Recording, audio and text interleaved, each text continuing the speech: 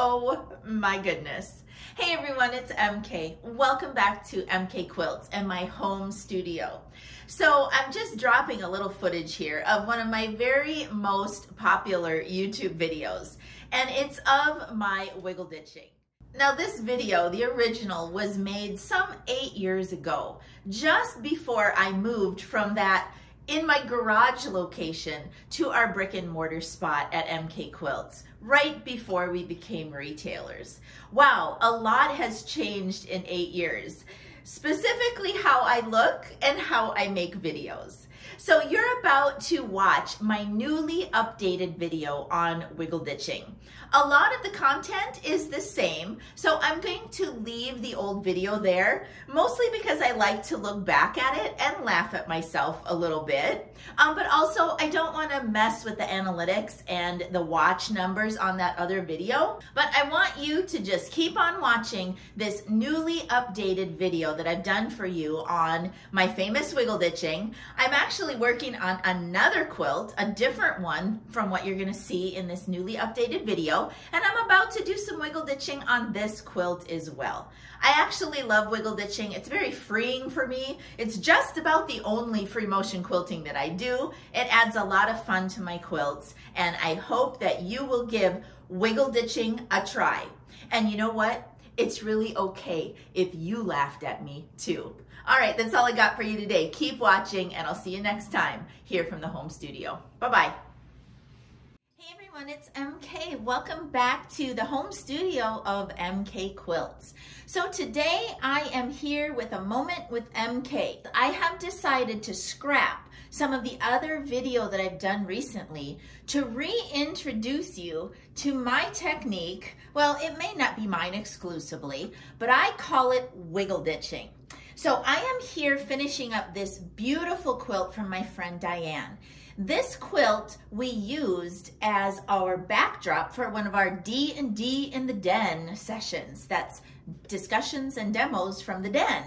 And it was all about choosing designs, walking customers through choices when it comes to quilting.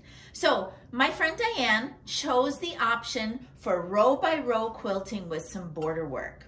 Now the very last thing that I mostly always, maybe not exclusively, is what I call wiggle ditching.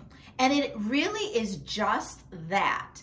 I'm gonna go over all of the seams in this quilt with a little wiggle stitch. Now, it's like a little wave stitch, and I accomplish that by kind of wiggling my body, which in turn wiggles the machine, which in turn makes my stitching kind of wiggly. Now, if you've been following me for a long time, you might have watched my wiggle ditching video that's out there on YouTube. I believe it's still there. And I leave it there because at this point, it's kind of comical. I'm in my home studio at that time, which was my remodeled garage. I look ridiculous, but I made this video. It's been one of my most watched videos on YouTube. But since then, here I am in a much nicer studio. My home studio is a bit nicer. I hope I don't look ridiculous until I start wiggling my body. Okay, so let's talk a little bit about the machine settings. All right, first things first, it really doesn't matter which machine you have. Let me just talk you through the settings that I prefer for wiggle ditching. For me, I leave my Pro Stitcher gears engaged, but not locked, okay? So if you wanna try wiggle ditching with full-on free motion, meaning that you disengage your gears just as if you were gonna do free motion quilting, that's fine. I like to leave the gears engaged but not locked because that gives me a little bit of drag on the machine and it helps me to control things a little bit better. I leave the stitches per inch in whatever I was last stitching in, which for me typically is 13 stitches per inch. Now I do change one setting, and for me that is the needle down setting. I'm primarily a Pro Stitcher user, which means that whenever my Pro Stitcher takes over the stitching process, it will revert my machine into a needle up scenario, Well, I'm going to be wiggle ditching and then advancing and wiggle ditching and advancing. And so I want that needle to stop down.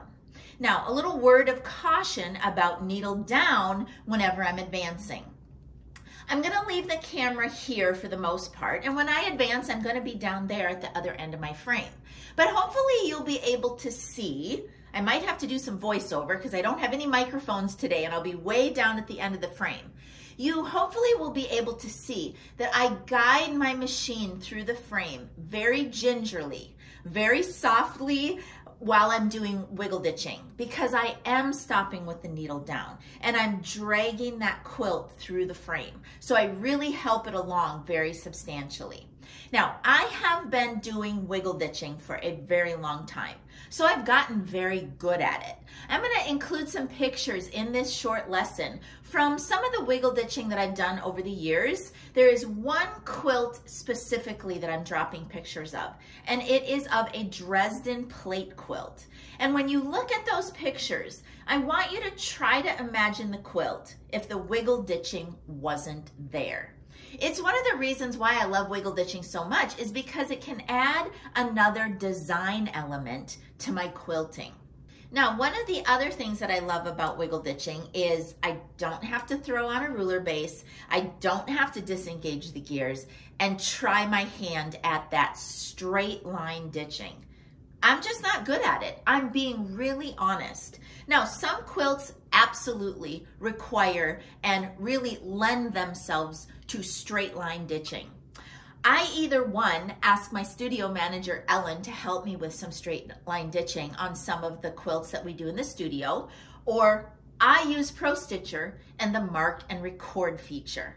So wiggle ditching, it adds that extra element of design. It's like a whimsical little stitch, and I can do it real freely and just without engaging the ruler base and a ruler and all of those things that I'm just not good at, all right? So you do have to practice, but it can be one of those things that's actually a little bit freeing. Now, before I just head to the machine and let you watch me wiggle, I also want to say that it does serve a very useful purpose.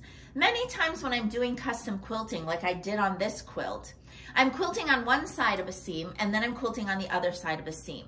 And that makes the seam itself tent up a little bit. I don't want that, so I want to secure that seam down so that the quilting looks very uniform over the quilt's surface.